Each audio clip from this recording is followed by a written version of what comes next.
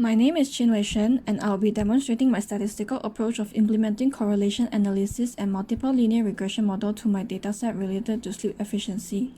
The object is to find out the key factors that influence sleep efficiency. First, the Chaparral-Wilk test is used to find out if the data is under a normal distribution. The W statistic tells us how well the data matches a normal distribution. If the value is close to 1, then it is more likely to be normal. If it's far from 1, then it is not normal. The p-value would test the null hypothesis that the data is normally distributed. A value less than 0.05 indicates that the hypothesis is rejected. Otherwise, we fail to reject the hypothesis.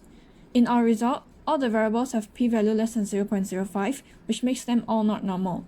However, these results could be influenced by the way the data was collected. Since the data comes from an online source without any specific normalization steps, it is considered common to show a not normal distribution.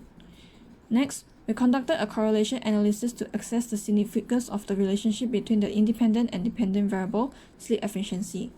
The correlation coefficient indicates the degree of the relationship.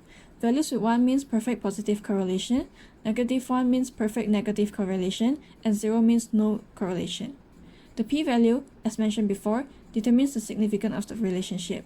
Diving into our result, the relationship between each variable and sleep efficiency shows the result of p-value is 0.03558, which suggests a significant relationship. The correlation coefficient of 0.099 indicates a weak positive relationship between the two variables. So according to the correlation test, these values shown in the table are significantly correlated with sleep efficiency with different degrees of correlation. Now we will proceed to fit the multiple linear regression model with the data to examine the relationship between sleep efficiency and other independent variables. Before modeling, we convert the data into a matrix to ease the process of multicollinearity afterwards. The data is now fitted into a multiple linear regression model. After this step, we can run a variance inflation factor, VIF, to check the multicollinearity of each predictor in the model. Lastly, percentage is drawn as it shows correlation with the other independent variables. To see the outcome of the model, we can use the summary function. Residuals summarize the difference between the predicted and actual outcome of sleep efficiency. As both minimum and maximum are close to 0, this indicates that the model is fitting well. The R-squared and adjusted R-squared is quite high, also showing a good fit of the model. The significance level of the predictors are marked with asterisks.